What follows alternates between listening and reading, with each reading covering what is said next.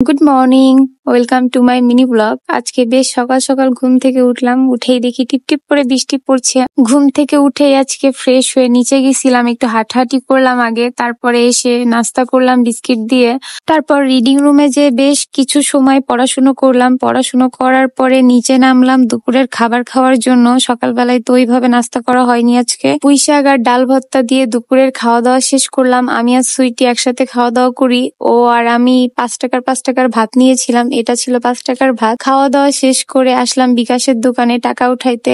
টাকা উঠানো শেষ, উপরে যে ঘুম পড়ছিলাম। ঘুম থেকে উঠে আসলাম ক্যান্টিনে কিছু ভাজি ভুজি খাওয়ার জন্য, একটু ঝাল ঝাল খাইতে মনে চাচ্ছিল। এখানে অনেক ভাজি ভুজি ছিল কিন্তু কোনো কিছুই পছন্দ হলো না, তাই ক্যান্টিন থেকে ফুচকা খাইলাম ঝাল ঝাল করে। কিন্তু ফুচকাটা একদমই মজা ছিল না, টকটা তো বিচ্ছিরি একদম। যদিও ঝালমুড়িও খাইছিলাম, ঝালমুড়িটাও মজা না। এখন খাওয়া দাওয়া মজা লাগলো না, তাই গেলাম মায়ের সাথে আবার একটু ভাজি ভুজি খাইতে। ওখান থেকে সামুচা, তারপর অনেক কিছু নিয়ে উপরে যাচ্ছিলাম। যাওয়ার পথে মনে হলো একটু কাঁচামরিচ নিয়ে যাই। রাতে খিচুড়ি রান্না করব। সুইটি মেলা দিন ধরে খিচুড়ি খাইতে চাচ্ছে, ওর জন্য আজকে খিচুড়ি রান্না করব। পরে যাওয়ার সময় দেখলাম ক্যাম্পাসে একটা বাস, তাও আবার ভিআইপি বাস। আপুরা মনে হয় সবাই মিলে কোথাও গেছিল। তারপর উপরে এসে খিচুড়ি রান্না করলাম, খাওয়া দাওয়া করলাম। তো সবাই ভালো থাকবেন, আজকে এই পর্যন্ত। আল্লাহ হাফেজ।